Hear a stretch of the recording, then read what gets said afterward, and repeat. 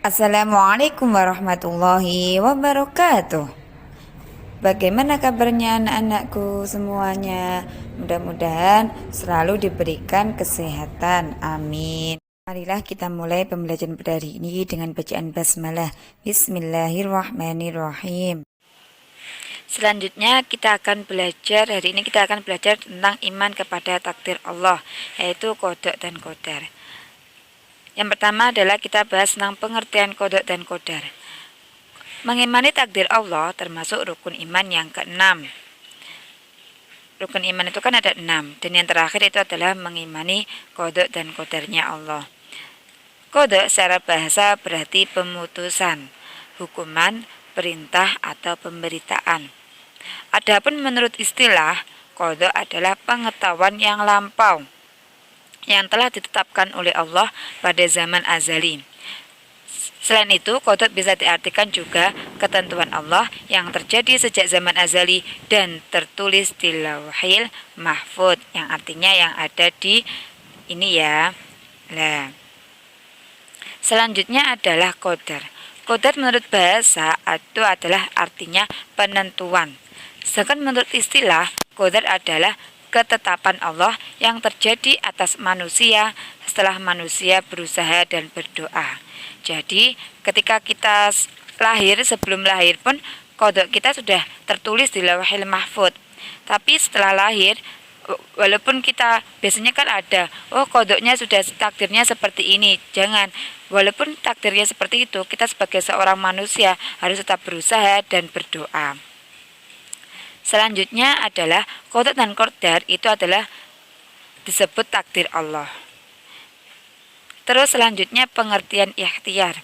Ikhtiar adalah berusaha sungguh-sungguh untuk memperoleh hasil yang paling baik, sedangkan hasilnya diserahkan kepada Allah. Lah, hasilnya diserahkan kepada Allah itu termasuk tawakal, yang berarti tawakal.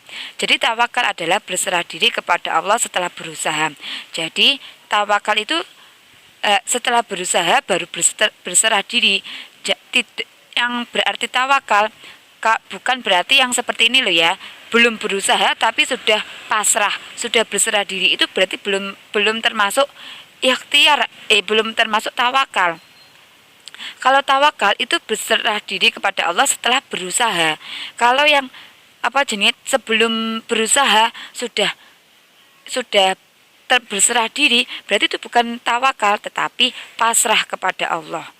Tapi kita sebagai seorang manusia, kita harus ikhtiar dan berusaha, ikhtiar atau berusaha dan berdoa.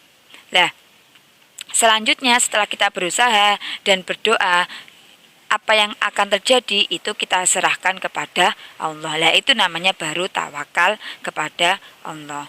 Bukan karena kita nggak mampu, kita nggak mau berusaha, pasrah saja karena saya tawakal. Lah, itu bukan seperti itu. Yang tawakal yang diartikan di sini, dalam hal sini, adalah berserah diri kepada Allah setelah berusaha, bukan pasrah loh ya. Tawakal dengan pasrah itu beda. Kalau pasrah belum berusaha tetapi pasrah saja, saking pesimisnya, karena pesimis dalam pas waktu kegiatan lomba gitu ya, pasrah, nggak tahu lah, pokoknya mengikuti saja tapi belum berusaha. Padahal kalau yang tawakal, kita harus tawakal kepada Allah, itu adalah berusaha dulu, melakukan yang terbaik. Nanti hasilnya, pasti hasilnya berserah diri kepada Allah. Itu baru namanya tawakal.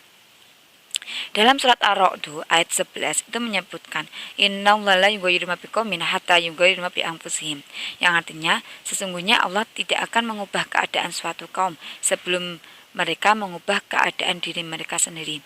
Jadi di sini menjelaskan bahwa Allah, contohnya adalah salah satu kepintaran. Kalau ada anak yang tidak ada, anak yang bodoh itu tidak ada. Semuanya itu pintar. Adanya itu berusaha belajar. Apa tidak? Kalau satu anak ya, kalau dia kurang bisa cepat menyerap pelajaran. Tapi kalau dia berusaha dengan sekuat tenaga dan belajarnya juga sangat rajin, pasti Allah akan mengubah mereka menjadi anak yang pintar. Begitu pula juga anak yang pintar. Kalau anak yang pintar itu sombong karena saya sudah pintar, jadi saya nggak usah belajar. Nah, karena sombong itu nanti kepintarannya juga bisa akan dirampas oleh Allah. Nah, yang menentukan, yang bisa merubah diri kita itu adalah diri kita sendiri. Kalau kita merasa belum mampu eh, dalam menerima pelajaran, kalau kita ingin menjadi anak yang pintar, kita harus belajar dengan rajin. Pasti hasilnya pun juga akan baik. Kita akan menjadi anak yang pintar. Jadi ketika kita mendapatkan nilai yang jelek, jangan putus asa. Kita harus mengubah untuk belajar lebih baik. Jangan tambah pasrah, jangan putus asa. Aduh, aku nggak bisa, jangan. Tapi harus tetap semangat dalam belajarnya, biar nilainya bisa lebih bagus. Kalau nilainya lebih bagus, berarti kita nanti bisa juara. Berarti kita bisa pintar juga ya, ternyata ya. Bisa, semua anak itu pasti pintar, tergantung bagaimana belajarnya, bagaimana rajin belajarnya. Jadi kita harus rajin-rajin belajar. Terus selanjutnya adalah ketentuan baik dan buruk Allah. Ketentuan baik dan buruk seseorang manusia itu terjadi dari diri manusia itu sendiri, bukan karena Allah. Karena manusia sudah diberi akal atau otak untuk berpikir, sehingga manusia mampu memilih untuk mengerjakan perbuatan yang baik atau justru melakukan perbuatan yang buruk.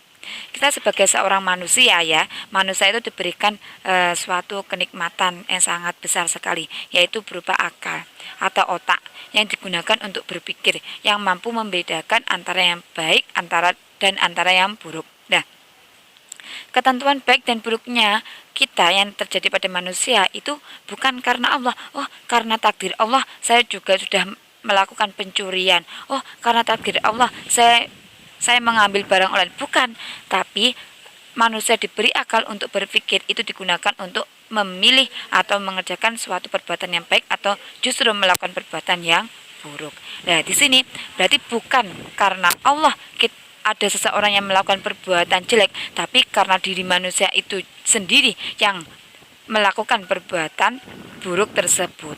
Bukan karena Allah, tapi karena dari dirinya sendiri. Allah sudah memberikan akal pada manusia.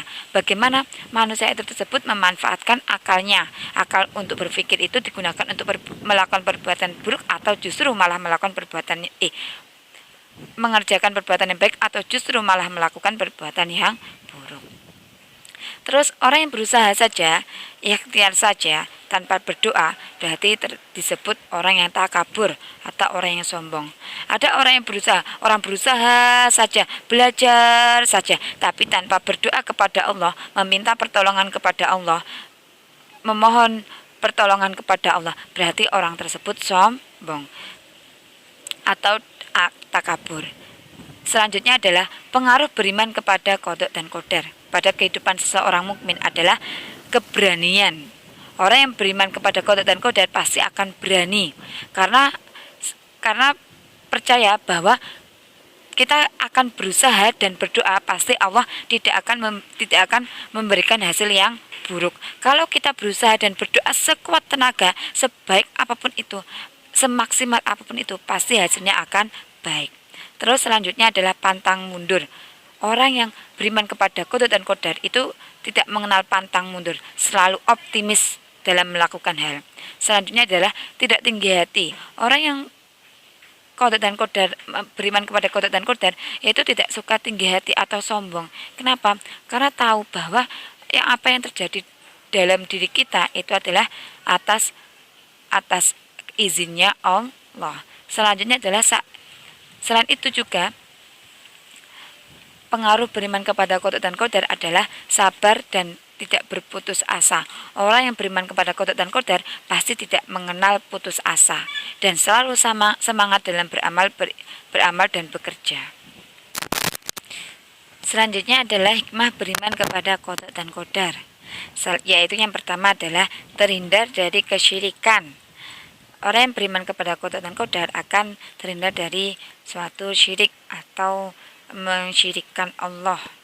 Maksudnya syirik itu adalah menyekutukan Allah. berarti menyembah selain Allah.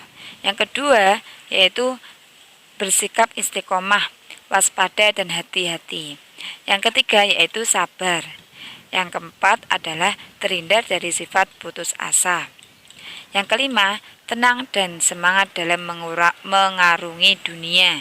Jadi orang yang beriman kepada qada dan qadar itu dalam mengarungi dunia itu tenang, tetap tenang, tapi tetap semangat juga. Tidak terlalu gupuh-gupuh dalam mengarungi dunia, nggak terlalu kedunyan gitulah, bahasa Jawanya itu tidak kedunyan. Yang keenam adalah bertawakal kepada Allah, berserah diri kepada Allah.